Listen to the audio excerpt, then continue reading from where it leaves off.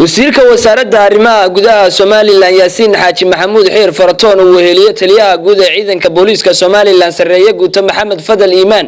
ayaa soo gaaray magaalada Laascaanood ee xarunta gobolka Sool iyadoona imaatinka wasiirka iyo taliyuhu ay ku soo beegmayso xilli maalmihii ugu dambeysay ee magaalada Laascaanood ka dhaceen kacdoon iyo banaanbax u dhaxeeyay ciidanka booliiska gobolka Sool iyo sidoo kale shacabka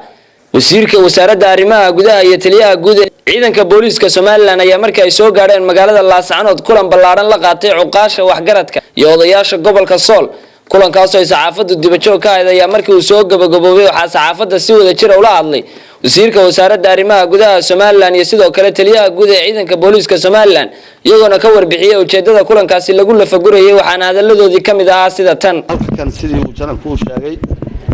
waxaanu ku nimi wafdi ballaaran oo kala dambeeyay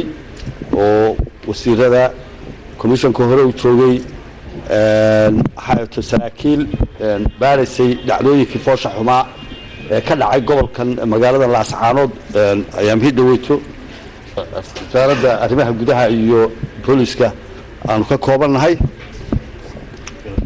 halkan shaaka waxaanu kulanaynay shir ballaaran oo arrimaha lagu faaqidayay iyo sida wax u dhaceen lagu baarayay lagaga wada hadlayay waxa halka kan aanu shir ugu qabanay uqaashii iyo waxgaradkii iyo odayaashii gobolka oo iyagu isa soo abaabulay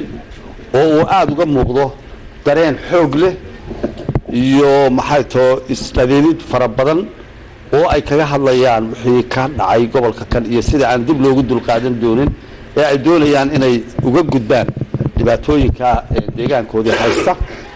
arrimahaas ayaanu halkan kaga wada hadalay isafgarad buuxana waanu ka gaadhnay isafgarad iyo dadqaana si waliba xamaasada ku jirto oo ay dadku doonayaan deegaankanu inay dhibaatooyinkan uga gudbaan oo wax uga qabtaan annagu halka kan wasaarad ahaan iyo booliis ahaan iyo dhammaanba intayadii xukuumadda iyo dawladda ka tirsaneed ee halka fadhiidayna ballanqaad buuxa ayaanu siinay inaanu kala shaqaynayno